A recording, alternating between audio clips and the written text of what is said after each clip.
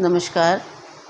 अभी तक हम लोगों ने श्रीमद् भागवत महापुराण के महात्म्य के 6 अध्यायों का अध्ययन किया है और आज से हम लोग श्रीमद् भागवत महापुराण के प्रथम स्कंद को आरंभ करने जा रहे हैं।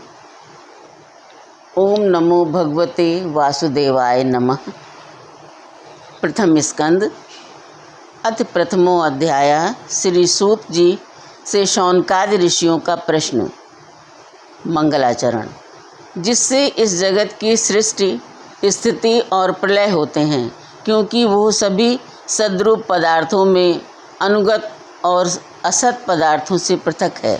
जड़ नहीं, चेतन है, परतंत्र नहीं, स्वयं प्रकाश है, जो ब्रह्मा अथवा हिरण्यगर्भ नहीं, प्रत्युत उन्हें अपने संकल्प से ही, जिससे उस वेद ज्ञान का दान किया है, जिसके संबंध में बड़े बड़े विद्वान भी मोहित हो जाते हैं। जैसे तेजों में सूर्य रश्मियों में जल का, जल में स्थल का और स्थल में जल का भ्रम होता है, वैसे ही जिसमें यह त्रिगुणमयी जागृत स्वप्न सुषुप्ति रूपा सृष्टि मिथ्या होने पर भी अधिष्ठान सत्ता से सत्यवत प्रतीत होती है, इस अपनी स्वयं प्रकाश ज्योति से सर्वदा और सर्वथा माया और माया कार्य से पूर्णतः मुक्त रहने वाले परम सत्य स्वरूप परमात्मा का हम ध्यान करते हैं।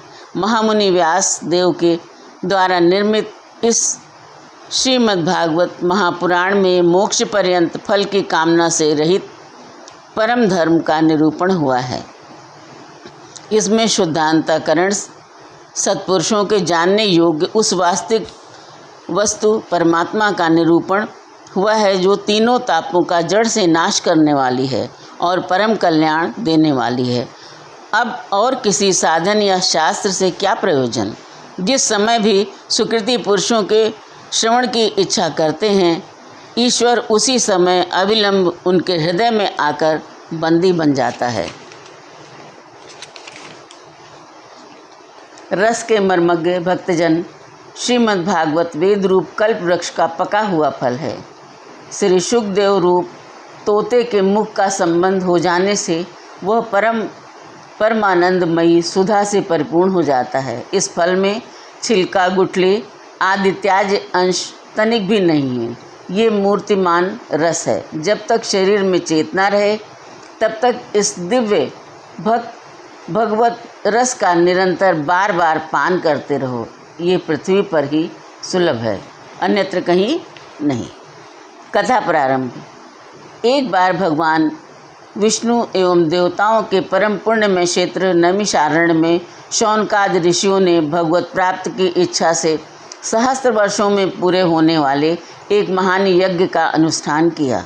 एक दिन उन लोगों ने प्रातःकाल अग्निहोत्र आदि नित्य कृत्यों से निवृत्त होकर सूत जी का पूजन किया और उन्हें ऊंचे आसन पर बैठाकर बड़े आदर से यह प्रश्न किया। ऋषियों ने कहा, सूत जी, आप निष्पाप हैं। आपने समस्त इतिहास, पुराण और धर्मशास्त्रों का विधिपूर्वक अध्ययन किया है तथा उनकी भली भांति व्याख्या भी की है।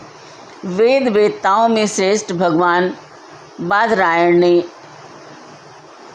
एवं भगवान के सगुण निर्गुण रूप को जानने वाले दूसरे मुनियों ने जो कुछ जाना है, उन्हें जिन विषयों का ज्ञान है, वो सब आप वास्तविक रूप में जानते हैं। आपका हृदय बड़ा ही सरल और शुद्ध है, इसी से आप उनकी कृपा और अनुग्रह के पात्र हुए हैं। गुरुजन अपने प्रेमी शिष्य को गुप्त से गुप्त बात भी बता दिया करते हैं। आयुष्मान, आप कृपा करके ये बतलाइए कि उन सब शास्त्रों, पुराणों और गुरुजनों के उपदेशों में कलयुगी जीवों के परम कल्याण का सहज साधन आपने क्या निश्चय किया है। आप संत समाज के भूषण हैं। इस कलयुग में प्रायः लोगों की आयु कम हो गई है। साधन करने में लोगों की रुचि और प्रवृत्ति भी नहीं है। लोग आलसी हो गए हैं। उनका भाग्य तो मंद है ही, समझ भी थोड़ी है। इसके साथ ही वे नाना प्रकार के विघ्न बाधाओं से घिरे हुए भी रहते हैं। शास्त्र भी बहुत से हैं, परंतु उनमें एक निश्चित साधन का नहीं। अनेक प्रकार के कर्मों का वर्णन है। साथ ही वे इतने बड़े हैं कि उनका एक अंश सुनना भी कठिन है। आप परोपकारी हैं। अपनी बुद्धि से उनका सार निकालकर प्राणियों के परम कल्याण के लिए हम श्रद्धालुओं को सुनाइए, जिससे हमारे अंतःकरण की शुद्धि प्राप्त हो। प्यारे सूत जी, आपका कल्याण हो। आप तो जानते ही हैं कि यदुवंशियों के रक्षक भक्त वत्सल भगवान श्री कृष्ण वसुदेव की धर्म पत्नी देवकी के गर्भ से क्या करने की इच्छा से अवतीर्ण हुए थे। हम उसे सुनना चाहते हैं। आप कृपा करके हमारे लिए उसका वर्णन कीजिए, क्योंकि भगवान का अवतार जीवों के परम कल्याण और उनकी भगवत प्रेममयी समृद्धि के लिए ही होता है। ये जीव जन्म मृत्यु के घोर चक्र में पड़ा हुआ है। इस स्थिति में भी यदि वो कभी भगवान के मंगलमय नाम का उच्चारण कर ले तो उसी क्षण उससे मुक्त हो जाए, क्योंकि स्वयं भय भी भगवान से डरता है। सूत जी परम विरक्त और परम शांत मुनिजन भगवान के श्री चरणों की शरण में ही रहते हैं, अतएव उनके स्पर्श मात्र से संसार के जीव तुरंत पवित्र हो जाते हैं। इधर गंगा जी के जल का बहुत दिनों तक सेवन किया जाए तब कहीं पवित्रता प्राप्त होती है। ऐसे पुण्यात्मा भक्त जिनकी लीलाओं का गान करते रहते हैं, उन भगवान का कलिमलहारी पवित्र यश भला आत्मशुद्धि की इच्छा वाला ऐसा कौन मनुष्य होगा जो श्रवण न करे। वे लीला से ही अवतार धारण करते हैं।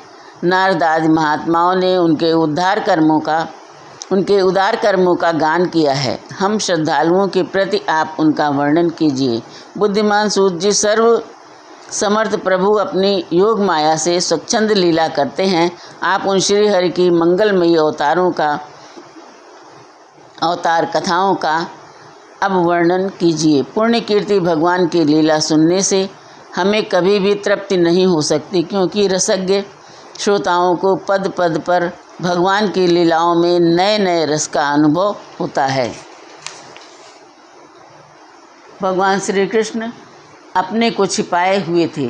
लोगों के सामने ऐसी चेष्टा करते थे मानो कोई मनुष्य हो, परंतु उन्होंने बलराम जी के साथ ऐसी लीलाएं भी की हैं, ऐसा पराक्रम भी प्रकट किया है जो मनुष्य नहीं कर सकते। कलयुग को आया जानकर इस वैष्णव क्षेत्र में हम दीर्घकालीन सत्र का संकल्प करके बैठे हैं। श्री हरि की कथा सुनने के लिए हमें अवकाश प्राप्त है। इस कलयुग अंतःकरण की पवित्रता और शक्ति का नाश करने वाला है।